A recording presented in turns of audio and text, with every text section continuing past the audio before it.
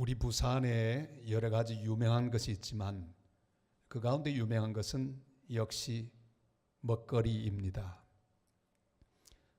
우리 부산에서 가장 유명하게 꼽히는 여러 음식 중에 하나는 바로 보거 요리입니다.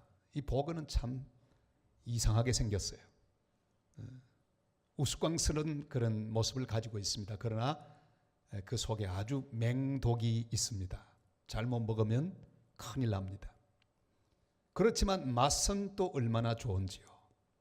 중국 북송의 시인 소동파도 죽음과도 맞바꿀 수 있는 맛이라고 이 보거를 극찬했습니다. 이 보거가 부산의 유명한 음식이 된 데는 그 역사가 있습니다. 일본 사람들도 보거를 좋아했는데 자꾸만 사람이 죽으니 1882년 메이지 정부가 보거를 먹는 걸 금지시켰습니다. 그러다가 1895년 청일 강화 조약이 시모노세키에서 열렸습니다. 어느 한 여관에서 열렸는데 마침 고기가 없어서 금지되어 있던 그 보거를 주인이 대접을 했습니다. 그때 일본 대표는 바로 이토 히로부미입니다. 먹어보니 너무나 맛이 좋았습니다. 그가 말합니다. 유서를 써놓고라도 먹어야 할 맛이라고. 그리고 자기 고향 야마구치만이라도 이 보거를 먹을 수 있도록 허용을 했습니다. 이렇게 해서 보거가 마구 잡히기 시작했는데 이걸 그대로 부산 항구로 가지고 와서 풀었습니다. 부산의 유명한 식품이 되었습니다. 이렇게 맛있는 보거도 등급이 있습니다. 제일 싼 것은 역시 냉동해서 먹는 냉동보거입니다. 맛은 있지만 조금 떨어지죠. 역시 그 다음으로 맛있는 것은 생복입니다. 얼리지 않고 그냥 먹는 것, 죽은 지 얼마 되지 않은 그런 보거를 먹죠. 그러나 역시 제일 비싸고 제일 맛있는 것은 생생하게 살아있는 것을 딱 죽여서 먹는 활복입니다. 저는 딱 한 번 활복을 먹어봤습니다. 정말 맛이 다르더군요. 그것을 이렇게 먹고 있다가 마음속에 묵상이 생겼습니다. 바로 헌신에 대한 묵상이었습니다. 주님이 기뻐 받으시는 헌신이 무엇일까 생각을 했습니다.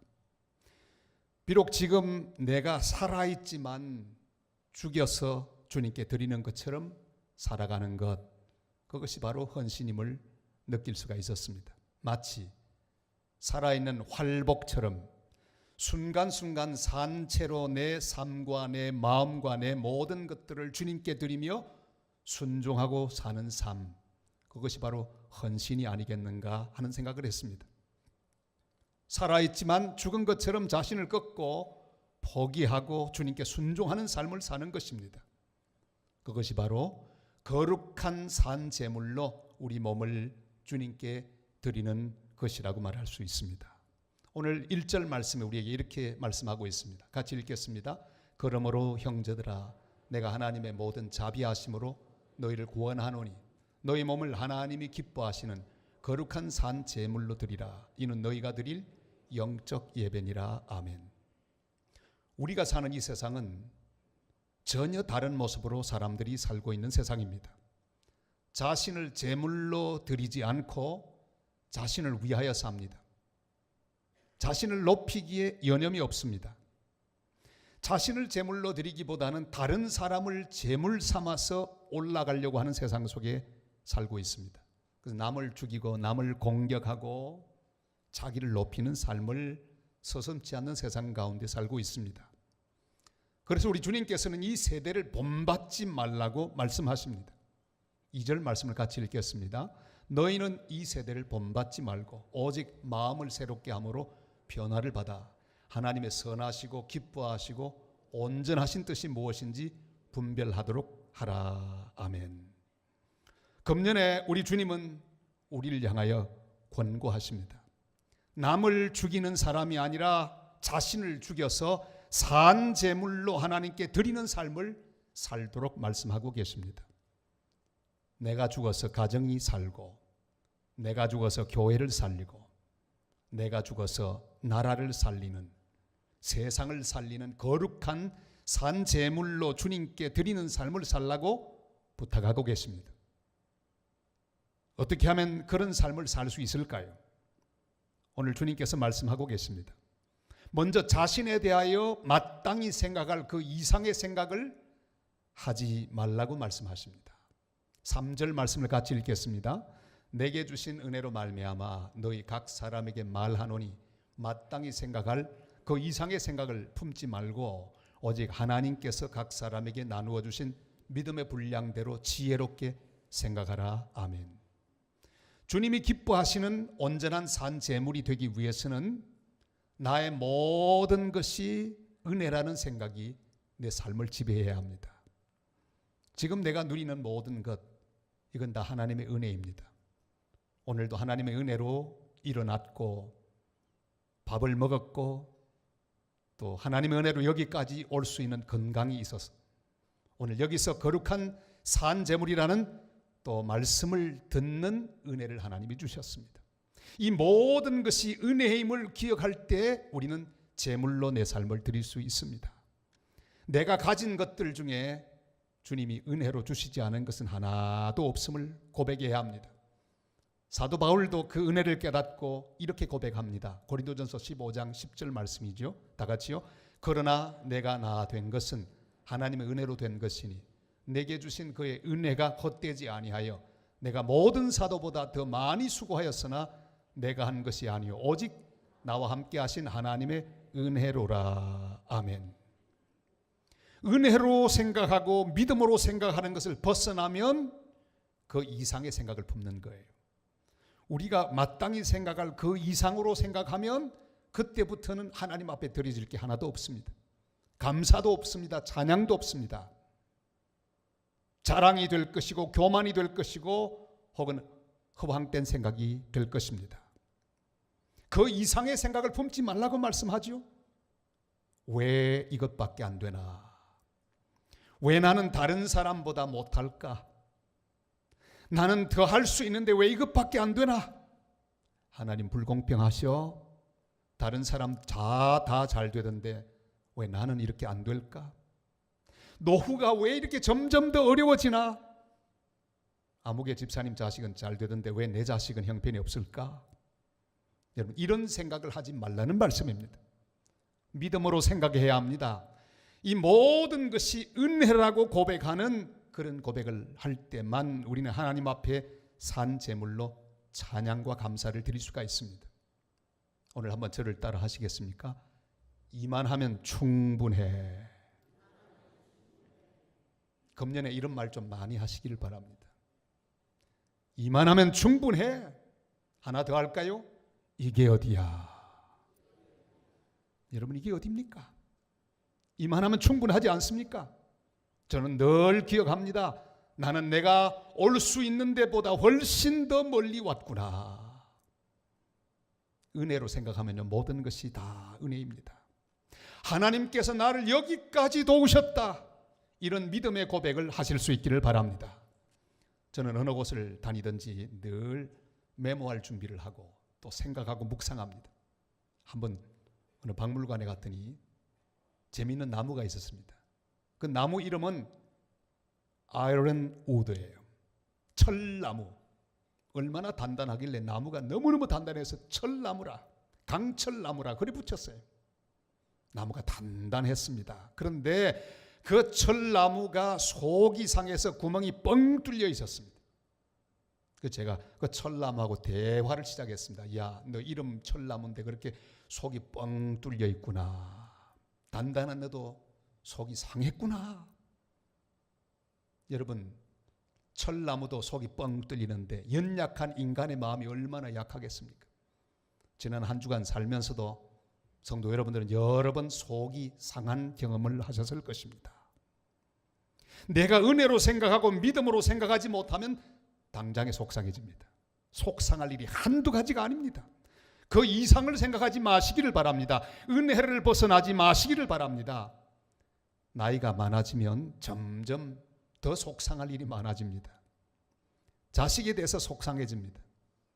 자주 전화하지도 않고 자주 찾아오지도 않는 자식들이 속상합니다. 몸이 자꾸만 약해지고 힘이 빠지는 것 때문에 속상합니다.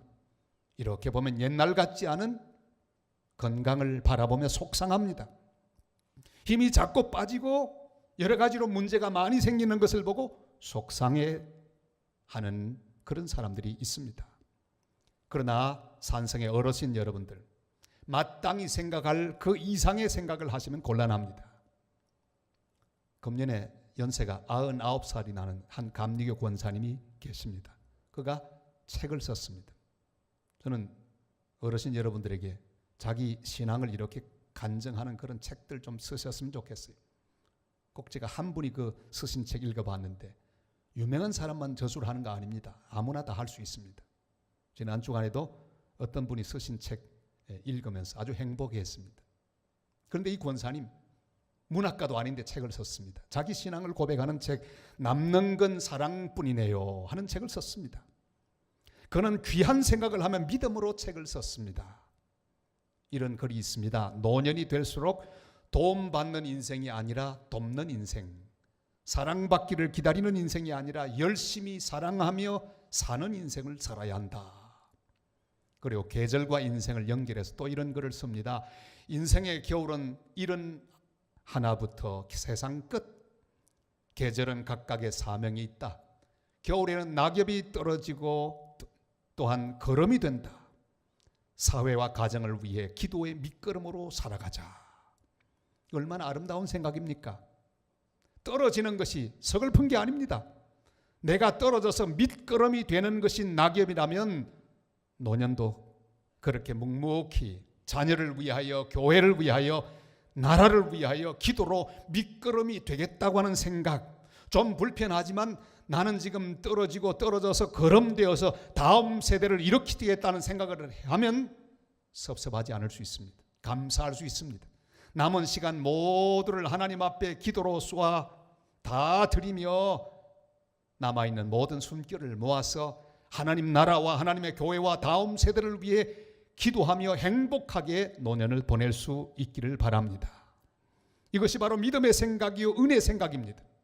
사탄은 자꾸 우리 마음을 섭섭하게 합니다. 비교하게 만듭니다. 마땅히 생각할 그 이상을 생각하게 합니다. 그래서 원망하게 하고 불평하게 하고 시기하게 합니다.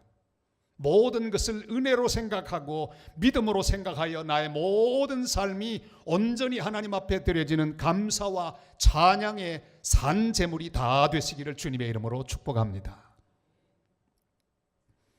산제물이 되기 위해서는 자신에 대한 모든 것을 은혜로 생각하고 믿음으로 생각하며 감사하는 삶을 살아야 합니다. 한 걸음 나가서 다른 사람에 대하여도 바른 생각을 해야 합니다. 내가 만나는 주변의 모든 사람들 다 쓸데없는 자가 하나도 없다는 것을 인정하며 살아야 합니다. 4절 5절 이렇게 말씀하죠. 다 같이요. 우리가 한 몸에 많은 지체를 가졌으나 모든 지체가 같은 기능을 가진 것이 아니니 이와 같이 우리 많은 사람이 그리스도 안에서 한 몸이 되어 서로 지체가 되었느니라. 아멘. 내 삶을 하나님께 산 제물로 드리는데 걸림돌이 있습니다. 그건 다른 사람들이에요. 우리 인생에는 꼭 나의 헌신을 방해하는 걸림돌이 있습니다. 주님을 위해 살려고 하는데 자꾸만 걸림돌 되는 사람이 있습니다. 사울 같은 사람이 있습니다. 하만 같은 사람이 있습니다. 속이는 라반 같은 사람이 있습니다. 비방하는 시므이 같은 사람이 있습니다. 배반하는 가룟 유다 같은 사람이 있습니다. 버리고 가는 데마 같은 사람이 반드시 있습니다. 그러나 이 모든 것은 다 하나님께서 세우셨습니다. 바로도 하나님이 세우셨습니다. 다 자기 역할이 있습니다. 여러분, 가룟 유다도 그냥 세워진 게 아닙니다. 비록 악역이지만 중요한 역할이 있습니다. 예수님으로 하여금 십자가 가까이 가게 하는 그런 귀중한 역할을 그가 맡았습니다. 주님께서 그를 향해 말씀하죠. 가서 내 일을 하라. 주님도 그 모든 것을 아셨습니다. 그러나 그의 인생에 걸림돌 되는 모든 사람을 다 인정합니다. 하나님의 하시는 일을 그는 바라보고 주님 앞에 영광을 돌립니다. 다윗이 아들 압살롬의 반역 때문에 도망가고 있었을 때 사울의 친척 시므이가 다윗을 저주하고 욕하려 했습니다.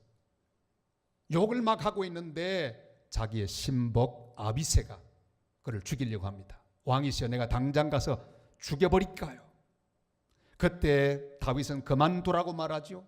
사무엘하 16장 11절 12절 말씀 다 같이 읽습니다. 또 다윗이 아비새와 모든 신하들에게 이르되 내 몸에서 난 아들도 내 생명을 해하려 하거든 하물며 이 베냐민 사람이랴. 여호와께서 그에게 명령하신 것이니 그가 저주하게 버려두라.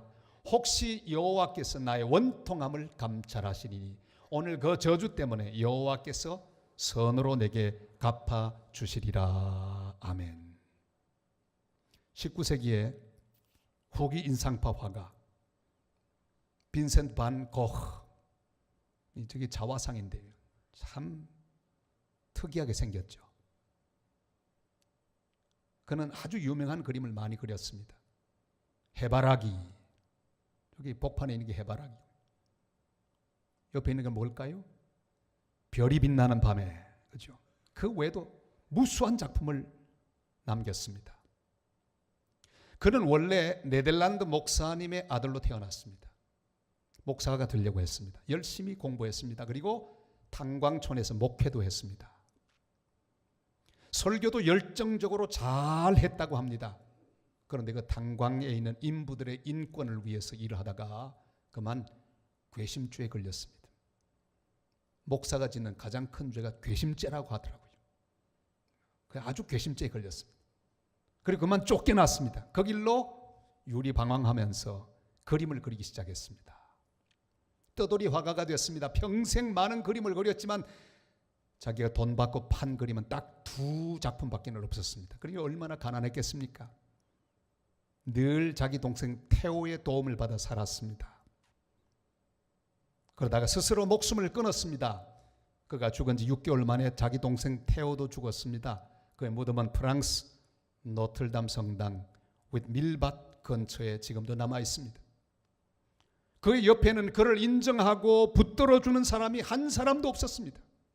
만약에 그를 붙들어주고 용납하는 사람이 있었더라면 그가 낙심하지 않고 일어나서 하나님 말씀을 전하는 일을 매진했겠죠.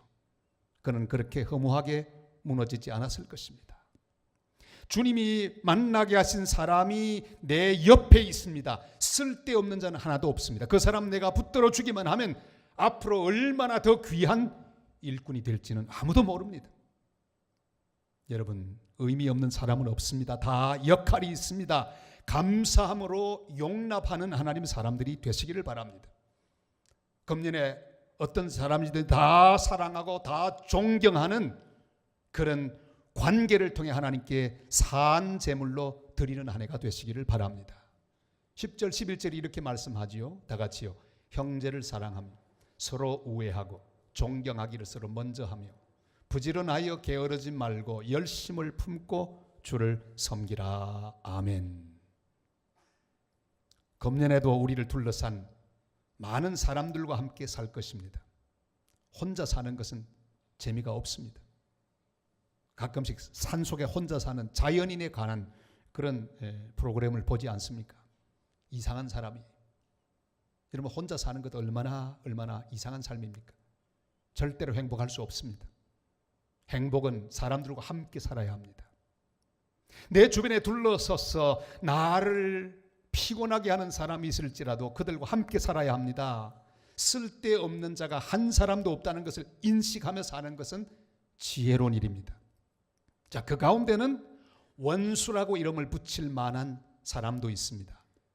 주님께서 우리에게 원수를 갚지 말라 그렇게 말씀하고 계십니다. 여러분, 금년에 절대로 원수를 갚지 마시기를 바랍니다. 19절 말씀을 다 같이 읽겠습니다.